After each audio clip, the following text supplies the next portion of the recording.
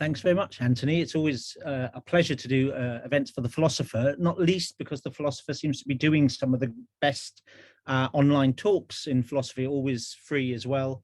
So it's nice to be a part of that. Andy, welcome. Yeah, thank you, Darren. Likewise, it's such a pleasure to be here. I think over lockdown, we really kind of benefited from any kind of media or any kind of content that was enriching. And for me, that was a lot of these talks. They've given me a lot of pleasure, so it gives me a lot of pleasure to be here doing one. And let's turn straight away to the book. I'll hold it up like a good publicist would. I mean, the quote on the front, an authentic, fascinating and deeply moving story about the different ways people search for freedom. And that's from Terry Waite, who, you know, that's quite a name to have endorsed in your book. I want to read the full title because I think we've tried to organize our conversation in relation to it. The Life Inside: A Memoir of Prison, Family and Philosophy. So before we sort of go through and look at each of those sort of key words, as it were, can you say a little bit about what the book's about and how you sort of came to be writing such a book? Yeah, so since 2016, I've been teaching in numerous prisons, and you know, there's something very pertinent about certain philosophical questions in prison, questions of freedom with people who are sometimes locked up for 23 hours a day over the weekend, or questions about the nature of time with people who are serving an indefinite sentence, questions about shame, forgiveness, home, questions that are meaningful to every life, but perhaps when you ask those questions in a prison, the temperature just goes up slightly on them. So the book is a kind of stories about those conversations, but there's a kind of subtext in the story for me because growing up, you know, I'd visit my brother in prison when he spent a period of being in and out a lot. My uncle was also in prison on my mum's side, and then my dad had spent time in prison as well. So the kind of the fallout from all that, for me, put simply, is a kind of inherited guilt, inherited shame, something like that. And so that's often in the subtext. That's often what is kind of bristling underneath these conversations that I'm having. So yeah, I guess with a kind of a background like mine, you either end up becoming a police officer or you kind of go into prison in some way, in some kind of quest for meaning. And that's what I did. And so that's what I've tried to kind of synthesize these two elements in the story. And what? Okay, it's a seemingly simple question to ask you why do philosophy with people in prisons.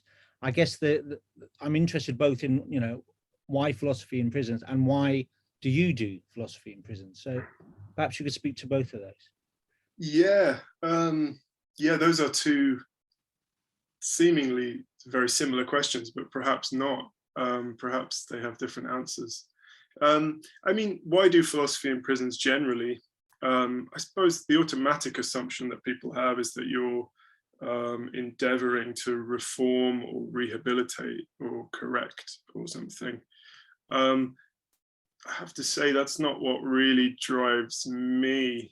The idea that kind of I'm in the presence of people who need that sort of correction, I just find a little bit condescending, and, you know, aware of the huge socio-economic, cultural, political forces that can bring people to prison time and time again.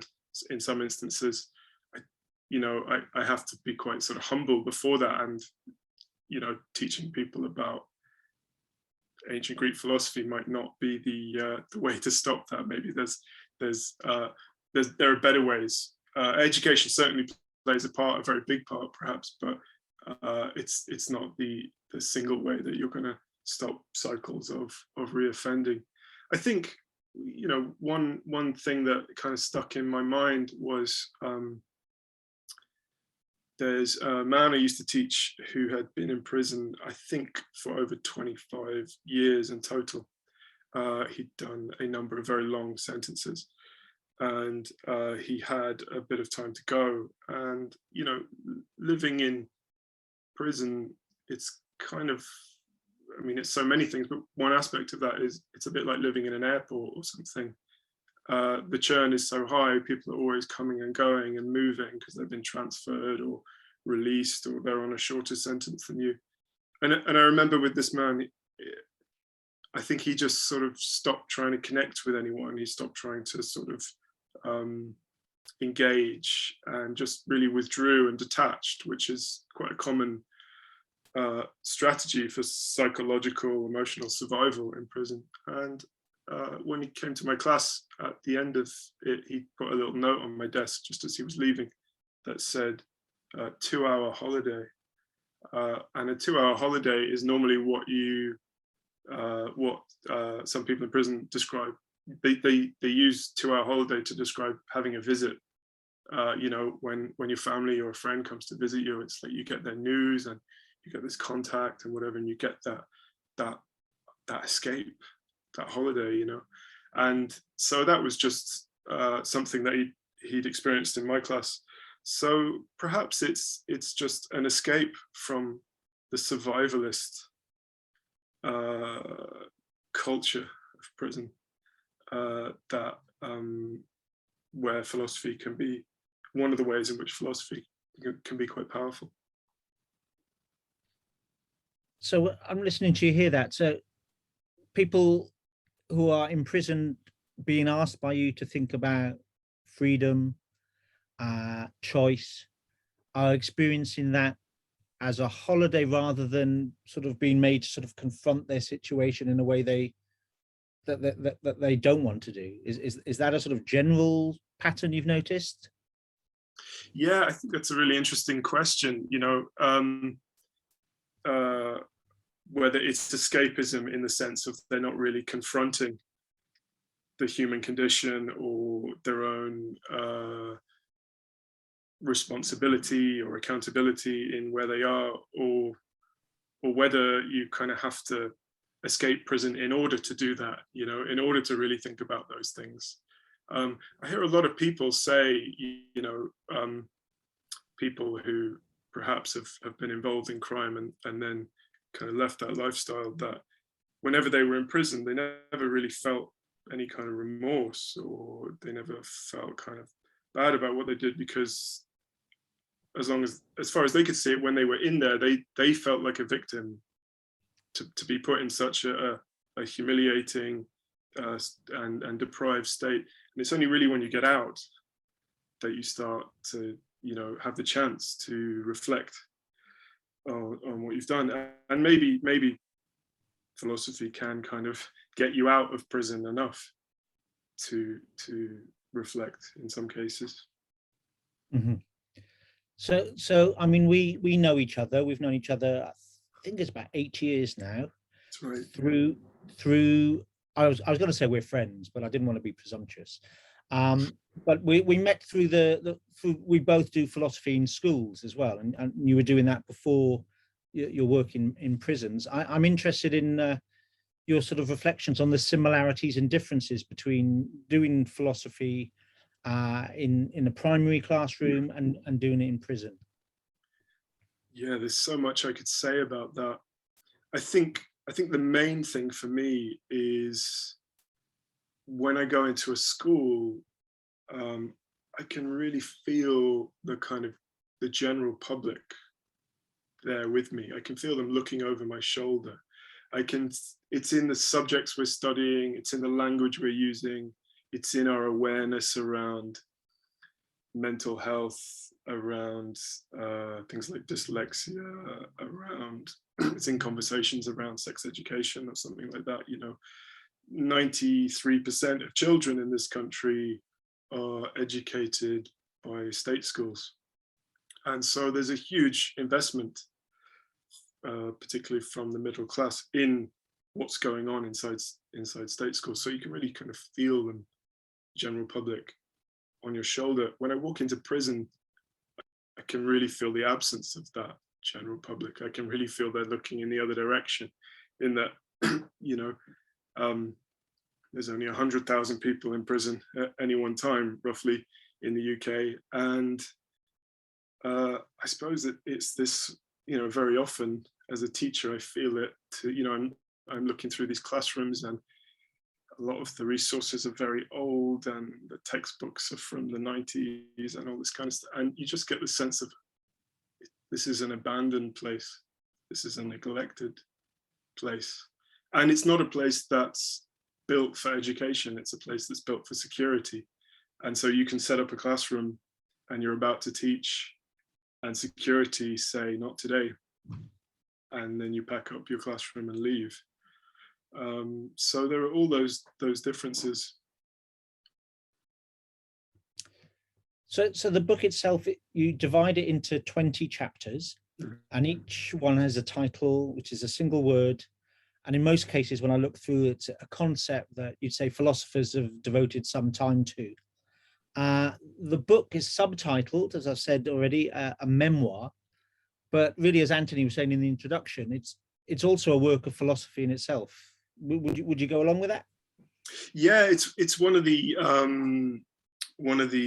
interesting kind of tensions to play with when I was writing the book, is that memoir is traditionally a kind of radically subjective mode of writing, where it's just all about kind of experience, sensation, subjectivity.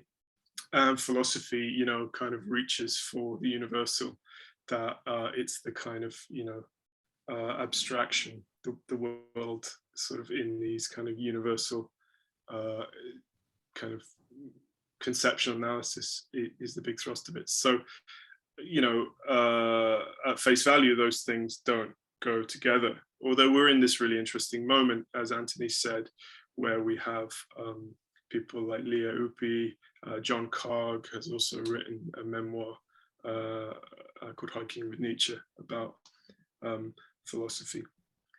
I suppose I felt in philosophy sometimes we were looking at things on such an abstract level, say during my philosophy degree, such an abstract level that it felt either a bit bloodless, or like all of this is just going to sort of shatter on impact.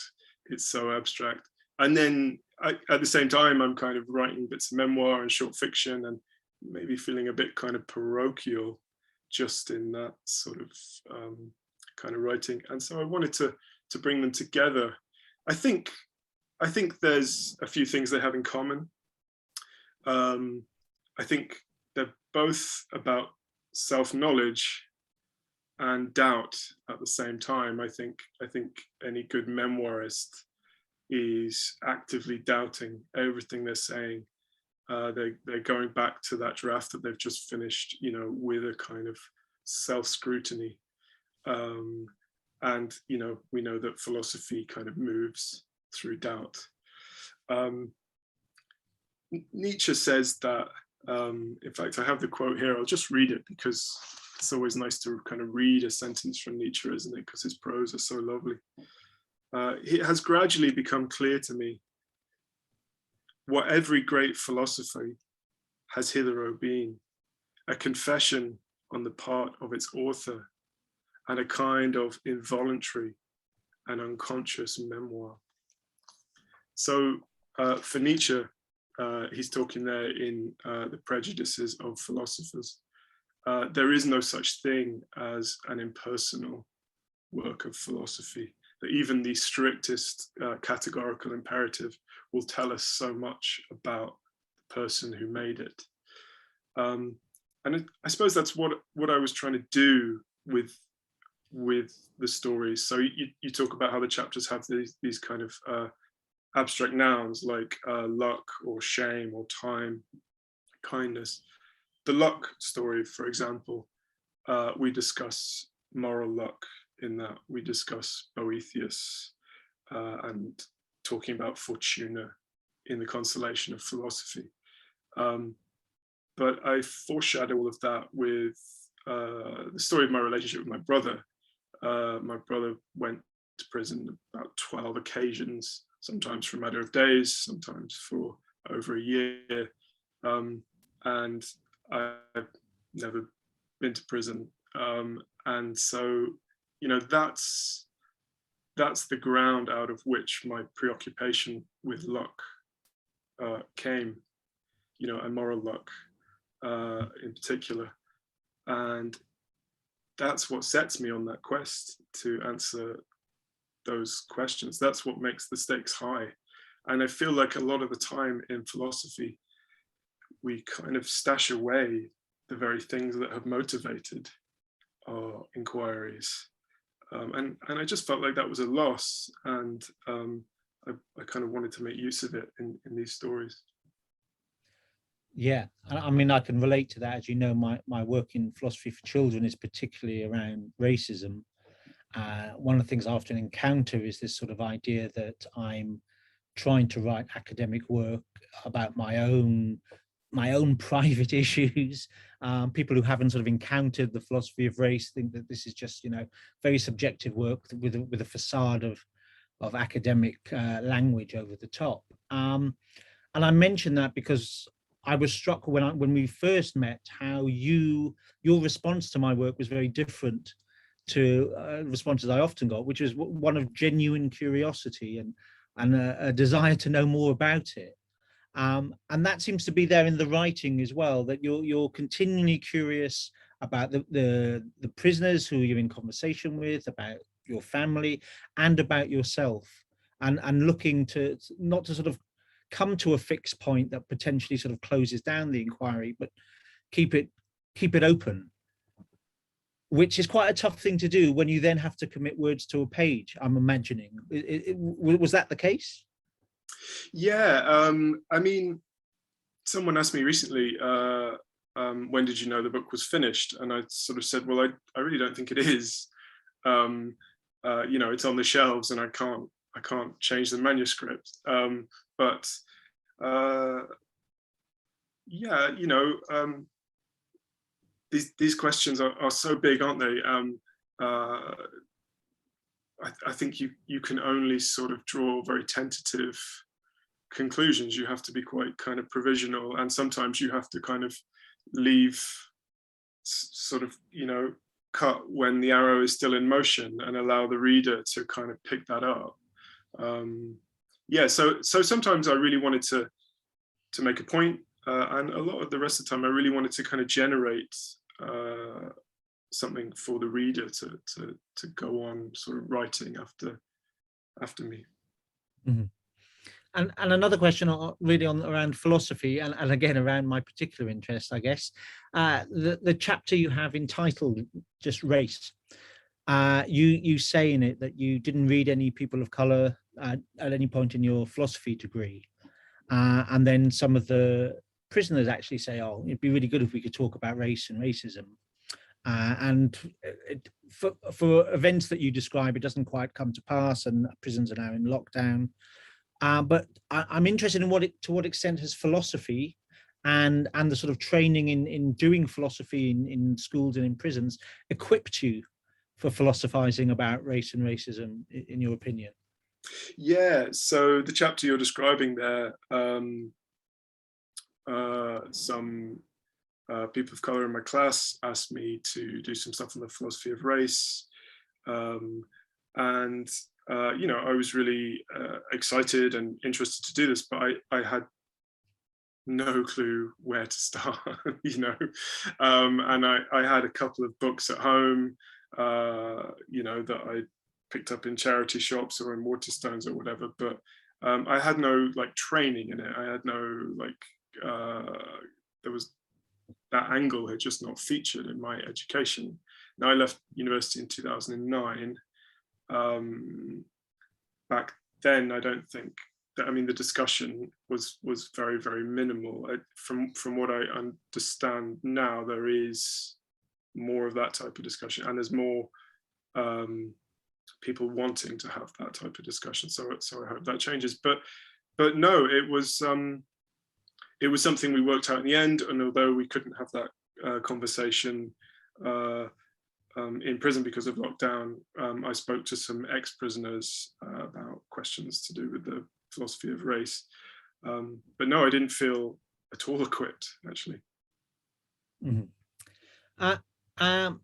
Let me ask you a question about memoir writing. And it's I think it's a question that's a timely one. There's been lots of discussion in the media, social media, about the sort of the ethics of memoir writing, particularly because unless you're writing about a journey, you know, where you're completely on your own, you're inevitably writing about other people. So how, when you were writing the book, how did you conceive of your responsibilities to those about whom you're writing? Yeah, I mean, there was a lot to think about because in some cases I'm writing about people I've met in prison. Sometimes I'm writing about family. Some of the people I'm writing about said it was okay to use their name, and so that obviously produces a different level of responsibility as well. I suppose one thing that was really clear to me, or became more and more clear to me through writing these stories, is if you're in prison, you can't publish anything. You can't write for a newspaper or anything like that. I mean, there are rare cases where people do it with special permission from the governor, but you're not on social media, or at least you're not supposed to be unless you've got an illegal smartphone. But you know, technically you don't have internet access of that kind in prison. You know, it's you can't vote. You know, it's sometimes sort of described as a kind of civic death, that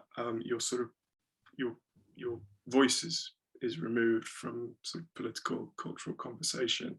And even when you get out, you know, you may not want to write about the fact that you were in prison because of the potential stigma that could bring you. So I was really conscious that I was getting a chance to tell the story when a lot of people inside don't get the chance to publish stories. I tried to write as conscientiously as I could. I tried to check my understanding of what I was writing and what I was capturing with people who had done time inside and things like that. There was a few points of language which I think I started to think about probably for the first time, which was whether you call someone a prisoner or not, whether you refer to someone as an offender or a criminal.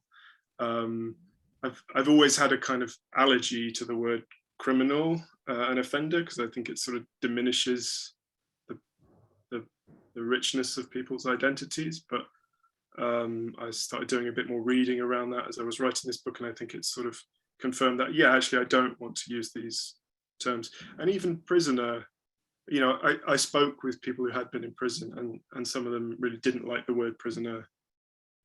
Some of them felt it was honest and it captured their experience. Some of them liked ex-prisoner, but they didn't like prisoner. So it was quite hard to sort of make a call on that. But where possible, I've just used a name, or I've just said man, woman, person. You know, I've tried to keep the language as human as possible. I suppose the other point, your point about responsibility, it kind of makes me feel is, you know, when I visited my brother inside, I was 6 years old, and coming out of that experience, I'm just amazed that so few people have sort of had a glimpse into that world of prison. And I think that was a really formative thing for me, that people need to know about this place, and they don't, and it's really upsetting to me that they don't. And a lot of the sort of harms and dehumanization that is allowed to take place in prison happens because, the general public are looking in the other direction. So I also felt a strong kind of responsibility to reveal or show the world of prison as well. I know we've sort of chatted previously, and you've pointed out to me so much of our sort of pop culture around prisons is actually coming from the US, and actually UK prisons, for many of us, for the vast majority of us, really are this sort of unknown space that we don't really have a great understanding of what it's even like to be in one. Yeah, I mean, I think US prisons and mass incarceration and the huge privatization of prisons that's happening in the US, it's awful. And, anyone with a humanitarian impulse will think, we've got to do something about that. I suppose prison's a funny thing because it has an incredible presence in the imagination. It's very potent, I spoke about death, civic death. It's a metaphor for death. It's a metaphor for exile. It's a metaphor for shame and hell. It's so mired in these kind of cinematic metaphors and images that actually it's quite hard to kind of get through that projection to what is it actually like? What is the prison that is 3 miles from my house with the kids who I used to go to school with inside? What is that prison like? And sometimes I find the UK audiences consuming American stories. Part of it's very socially conscious, and part of it is a little bit of escapism because the American prison story kind of fuels that, like, that part of us that wants like sci-fi, that part of it, people who are being sentenced to like 300 years in prison, these stories that come out of America. So yes, I think we should care about everyone who's in prison in every country, but I also think we should be aware that we're not using prison as our escapism when we're watching TV dramas or Netflix documentaries or whatever. Okay, let's stick with prisons for a bit, and we'll go to questions shortly. I deliberately wanted to start with philosophy and writing because, I'm aware that a book like this, it can very easily happen that the philosophical and the literary elements are forgotten, so that people get straight to talking about prison and talking about you personally. I know that I've seen some of the interviews that you've given, and how there's a sort of fascination with your personal biography, and which is fair enough, but I wanted to put those in the mix as well. So you've experienced prison as a child, visiting your brother in particular. I think your father, is that right? Just my brother, yeah. Just your brother, okay. And you've experienced it as a teacher. I'm wondering how your opinion of prison has changed from young Andy queuing up to go in to visit his brother to now being a teacher in prison.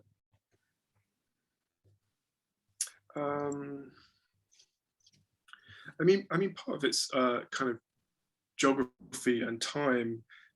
So my family's, working class, partly from the East End of London, partly from the North. London prisons today have many, many people of colour in them. So I think race is a big sort of learning for me in terms of difference between what prison means to me and my family and what it means to me in my job.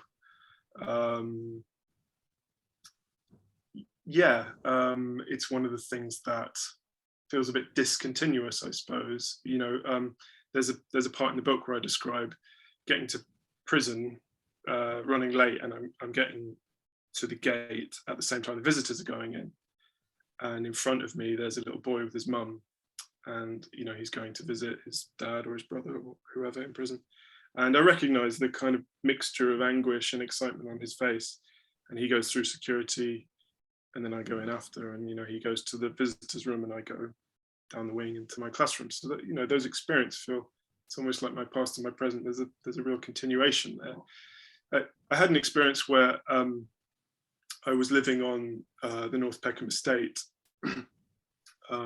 renting a room off a friend who bought a a flat there, and I was teaching in my class, and someone came into the room, a young black man, and he picked up my pen. He wasn't my student, but he picked up my board pen and he wrote a postcode on the board and dropped the pen on the floor and walked out. And it turns out this guy was in prison for being caught up in kind of postcode wars, gang stuff. And the postcode he put on the board was very, very close to the postcode that I was living in. So I think that's a kind of, you know, I mean, you have those experiences anyway as a kind of socially mobile person a lot of the time, but I suppose that was a moment where you realize the realities of race in the criminal justice system. You know, it's a sort of glimpse into that. I'm just looking at the Q&A. I'll ask one more and then go to those. I know a lot of the questions are particularly around prisons and are really good questions. So let me do that thing of asking about you personally. And if you think it's an inappropriate question, by all means say. But I'm interested now with the book coming out, and you know, it's getting rave reviews, and rightly so. It's fantastic. How do you make sense of your own trajectory, your own success? Because I'm very conscious in education how a story like yours is often used as a sort of right-wing success story, and very often people from backgrounds similar to yours who do sort of overcome perhaps, you know, what could be called a challenging start in life, become very big advocates for, well, if you put your mind to it, you could be just like me. You don't seem to be making that move, nor do you say, well, it's impossible. So how do you sort of make sense of your own personal story, and how does that sort of shape your politics or get shaped by your politics? Yeah, I mean, I suppose just luck is the first word that comes to mind. And I suppose the feeling that my background left me with, you know, I talk a lot about my relationship with my brother in the book, is that each of us could have been anyone else. That I sort of think it would have been very easy for me to end up being someone in prison in some ways. I think what I make of that is interesting in the classroom setting. So there's a scene in the book where we're talking about free will and determinism, and whether the past determines the future. Now, a lot of what I talk about in the book is kind of inherited shame and this sense of like this kind of grim assuredness of a kind of fatalism that I'm going to go to prison too, that somehow I'm going to be punished, that somehow the cycle's going to repeat. And I'm in my classroom and I'm talking to a man who's a tiny bit younger than me, and his dad is also in prison, in another prison I work in, incidentally. So I'm sort of working in these two prisons, and there's father in one and son in the other. I didn't teach his father, but I know they're there. And we're talking about free will and determinism. And I'm a little bit of I don't know if you call me a free will skeptic, but I think free will is overstated. I think perhaps it exists, but it exists in rare moments, or it requires a sort of Herculean effort, or, you know, very, very good conditions of something like that.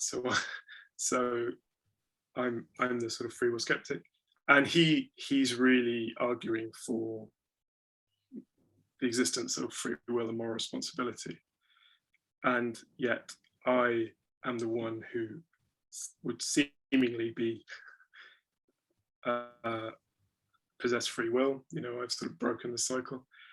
And yet he's the one who you could argue is in a deterministic cycle. Yet our intellectual positions contradict our roles. And I think maybe that interaction speaks to the sort of complexity I'm trying to sort of get the reader to grapple with in the book. It strikes me that he has internalized the logic of the prison, which is that you're here because of your own bad choices. i.e. you were free to make other choices. Would that be a fair way of thinking I of think it? that's certainly one interpretation. I think a lot of people I meet in prison who really strongly believe in moral responsibility, um, it's sort of like the thinking is, I got myself into this situation, therefore I can get myself out of this situation. It's down to me. It's down to my internal will to get on the straight and narrow, to not reoffend or whatever. And that's a very tempting way to think if you want to get out of the chaos that your life is in. So it's partly internalizing, and it's partly a reaching for empowerment, I think. Okay, thank you. Okay, I'm going to read out some of the questions I see in the Q&A. If you've put them in the chat, if you don't mind putting them in the Q&A, it'll be just easier for me to locate them. So first of all, Andy, your relatives you mentioned who went to prison were all men. To what extent is masculinity a theme in your book? And have you dealt with it as a specific philosophical theme in your work with prisoners? Yeah, that's right. I mean, 95% of people in prison here are men. So it's definitely a theme. In terms of the book, I have a chapter called Salvation, which is about somebody asking me, oh, you know, your dad was in prison and these men in your family were in prison. Do you think you're trying to save these prisoners that you're teaching? At which point I go sort of very red and get a bit grumpy. Because perhaps that's struck a nerve. Later on in that chapter, we then talk about Bell Hooks's reading of The Life of Malcolm X. She describes Malcolm X as a man who was always transforming in his life, but part of these transformations was a move away from a kind of damaging expression of masculinity to a more sort of feminist one. Sometimes these conversations are positive, sometimes they go somewhere really insightful, sometimes they end up in comedy, sometimes they're frustrating, and that one kind of has all of those. Yeah, I was really struck by how much humor there is in the book, and not, it's not that you're cracking the funnies and the prisoners are laughing, but rather that the humor is it seems to be equally distributed in the classroom. I'll ask another question, all right? I'm really enjoying the book. The Godot lesson seems like a good example of philosophy not being escapism. Do you ever feel that there are topics that are cruel to teach? Are there any topics that you would choose not to repeat?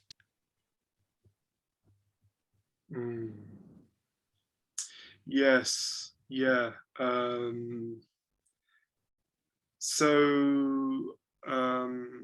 I've taught a lesson on homesickness, nostalgia, that you know, it was this medicalized condition within the military, that it was kind of diagnosed amongst soldiers who were fighting away from home, and you know, nostalgia in its history has this connection to masculinity and all these various things. And there are moments where I've kind of moved the conversation on when talking about that, because it's been a bit too painful for people. Yeah. And that's something you wouldn't do again? I have done it again since, and it's been quite positive. But you know, sometimes, you know, it's very common for me to have someone in my class who's on suicide watch, or has just been given 10 years. You know, so occasionally you do something and you don't think it's going to be a very big deal, but actually for that person on that day, it's not quite right. And you know, as a teacher, you plan for this. You always make sure there's something else in your bag that you can bring out and say, okay, moving on. Yeah, I get a sense even in how you describe the conversations of you sort of constantly checking the temperature of the room, seeing how different people are responding, not only to you, but to each other. And it seems that that's there in your answer as well, rather than this topic works, this doesn't. It's that Indeed. sensitivity. Yeah. Indeed, yeah. I know people who are really keen to talk about freedom because they feel more free in prison than they do outside for some reason. Perhaps they're escaping domestic abuse, perhaps they're no longer homeless, perhaps it gives them some structure in their life. And yet you think freedom would be a bit close to the bone, but actually they've started thinking a lot about freedom. They want to know more about Epictetus and stuff like that. Okay, another question, I think one that we definitely need to think about, or you definitely need to think about, given that you wrote the book. How does Andy feel about the prison abolition movement and ideas, and things like transformative and restorative justice instead of incarceration? Yeah, broadly speaking, I'm really excited about it. I felt so hopeless as a teenager. Labour was in power here, the Democrats in the US. Both those centre-left parties had got in on a tough on crime policy. Labour brought in some of the most harmful prison sentences with things like IPP. And so the feeling was that there was just no alternative to a kind of punitive populism, that if you had another vision for doing things, that just wouldn't be viable. So, growing up with that kind of, my brother's in prison, I'm worried I'm going to go to prison too, and there's no alternative. It's a real state of despair. Abolitionism seems to be getting more purchase with the public imagination over the last couple of years. There are points where I want to ask some questions and I'm not convinced by certain moves in the argument, as any philosopher would want to ask questions and probe those things.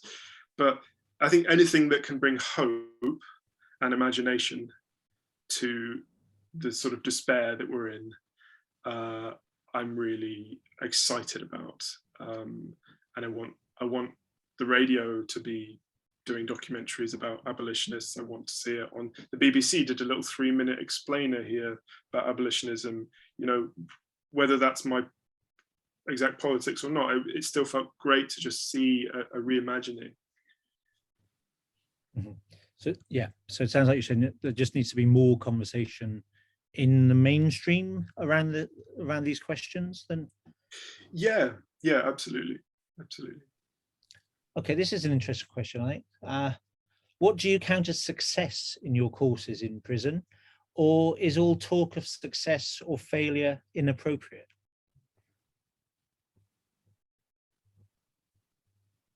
Yeah, that's such a good question. I think whether people want to do it again, whether they want to keep doing it, whether they want to do philosophy afterwards, I think whether they had a 2-hour holiday or not. I mean, failure is perhaps the sort of more relevant word for me, because it's a kind of exercise in defeat, teaching in prison a lot of the time. This thing of you'll set up your classroom, and because there's been a fight on the wing, they're keeping the whole wing locked up. And so you're not going to have a class that day. Or 2 of your students have just been transferred, but the prison didn't actually let you know that because they like to do it last minute, because they don't want people to know that they're being transferred to another prison in case they plan a kind of a getaway, an escape. So you're constantly being met with these kind of defeats, and sometimes it's just like, wow, we had a lesson, people said stuff, it was thought-provoking. I could really see people thinking, I hope we can do that again tomorrow. Like I said, it's not an environment that's built for education. And so you're really sort of swimming against the tide in many prisons just by trying to sort of teach a class. Yeah. So when I listen to you say that, you're not saying those sort of big things like change the mindset or no, turn life around. So I had a student recently who is probably one of my most engaged students I've ever had, really well read, just great company in the class, kind of brings out the best in everyone else. Got released, was very happy for him. Sadly, he's now come back. It's a common story. It's something I talk about a lot in the book. People just coming back again and again, short-term sentences, kind of death by 1,000 cuts. I don't feel any personal failure that he's back. You know, I don't feel like, oh, I didn't do my job there. You know, I think that would be a bit grandiose of me. I asked you earlier about sort of your responsibilities towards people you're writing about, but this question here I think is an interesting one. How do your family members feel about you writing about prison and your family experience? Yeah, I mean, it's funny. So I'm not in contact with my dad, so I can't answer that question. I haven't seen him since I was 12. My uncle is very excited. If you read the book, one of the things you'll learn is that he loves to tell stories, and he loves to tell stories about prison. And so wanted me to use his real name. I refused. And my brother as well, I think, has been really, really excited. I suppose it sort of comes back to that thing of like that civic death of like, I've been stigmatized, I've been given a criminal record, I've been told I'm a bad person, and I don't really have the right of reply, partly because I just can't legally, but also you need a certain social or cultural capital to really have to publish a book and have the right of reply in that sense. And so I think perhaps he feels like I've helped to give him that. Yeah. Did you share a sort of draft of that? I explained. I explained what was in it. But yeah, I think shame is really interesting. I was really conscious of conferring shame upon my uncle and my brother, but actually there was a kind of delight that they took in having these stories out there and sort of perhaps just owning these experiences. And I think that kind of shamelessness or refusal of shame, I really admired it actually, and sort of thought, why have I been worrying so much about them? One of the arguments for abolition is that carceral punishment stifles the possibility for accountability and relationship building and mending. How do you see the possibilities offered by philosophy working within the context and constraints of incarceration?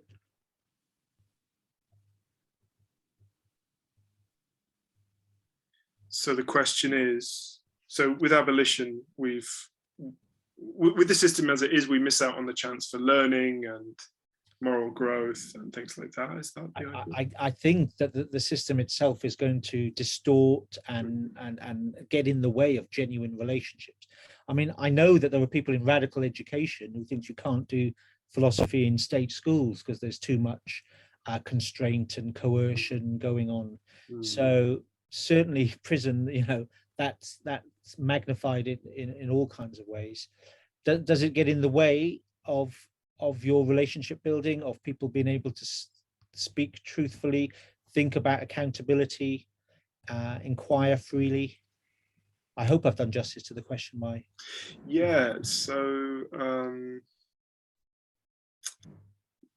So one of the governors who brought myself and my colleague Mike Coxhead into a prison first to teach, one of the reasons he was attracted to it is a lot of the rehabilitation programs that prison offers require the confession of guilt or the admitting of guilt in order to partake. So you can only access a certain program once you say, yeah, I did it, and then you kind of go from there. Now, there are lots of people in prison who are reluctant to do that, maybe perhaps because they're innocent, or perhaps they don't agree to the terms on which they did it, or multiple reasons. I think what what this governor found attractive about philosophy, and I think maybe even Kirstine Schifferis, who's written a PhD on philosophy in prisons, talks about this, is that you get to talk about responsibility, freedom, conditioning, ethics in this very oblique way without actually revealing the intimate details of yourself. And maybe in that setting, in those circumstances, that's useful. Maybe with all those constraints, maybe this is a way to sort of navigate between them and have some kind of growth, Okay. Now I'm looking at these questions. I think I can perhaps bring them together a little bit by saying there's an interest in how you sort of start, how you kick off philosophizing with prisoners. There's an interest in what questions they're particularly interested in raising. And there's an interest in thinking about philosophy, the critical philosophy of race, and where you could go for developing an understanding of that and for developing materials for the classroom. So where do I start? What do the people in my class like to talk about? And what more could we do around philosophy of race and developing that kind of stuff? What do people in my classroom like to talk about? I suppose there are so many different types of people in my class. That's the thing, that depending on which prison I'm in and with which group of people, that will vary massively. So it's hard to say that. So one thing I've been using with people who've just come from an art class is a painting by Caravaggio, David with the Head of Goliath. And it's a painting that Caravaggio used as a plea for clemency. After he'd killed a man in Rome, he was in exile, there was a bounty on his head, and he sent this painting to the Minister of Justice. And I talk about that in the book and discussing that with people in prison, some of whom were, excellent draftsmen, people who were sitting in a cell drawing all day, people who perhaps had a pre-existing talent anyway. So, for example, that's where I might start with students who've just come from the art class next door into my room. In terms of developing resources around race, I think the sky's the limit, really. There's so many things. In the book, I talk about Audre Lorde's anger and this image she has between the cacophony of anger and the symphony of anger. And we have a conversation around that. And what it means to be angry when you are Black and in prison, and how that can seemingly work against you, but also what it can do for you from within, and perhaps with a community. So that's where I started, but I mean, you could easily do a 10-week course just on that in prison, I think, on the philosophy of race. And I think one final question. You part of the book you talk about working in a women's prison as well. Although the majority, I think, is in men's prison. So the question is, what did you discover that was significantly different between the experience of women in prison and that of men in prison? Well, I should say that my experience of teaching women in prison is incredibly limited. It was, I've done some of it and I will be doing more of it, but I've done a lot of teaching men in prison and a little bit of teaching women in prison. So it's very sort of first reaction, what my answer is going to be. I suppose the pain felt a little bit more raw. It felt more palpable in a woman's prison. I felt the vulnerability a bit stronger. I think one of the phrases you hear both in men's prisons and women's prisons is keep your head in jail. If you're going to survive this, keep your head in jail. Don't think about what's going on outside. Don't think about what your partner or your friends or whatever's doing now. You've just got to get through this day by just staying focused here and now. And that often, results in a kind of emotional detachment. And I just think for men, they've often learnt that emotional detachment before they've arrived in prison, and some women have, of course, but perhaps masculinity is more sort of native to detachment. And that was my observation. I also have to, caveat that with my limited experience, and I'd love to hear what other people's comparisons are. And one final one. Have you sent the book to the Justice Secretary and Home Secretary? No, I haven't. I'd love them to read it. I'd love them to read it.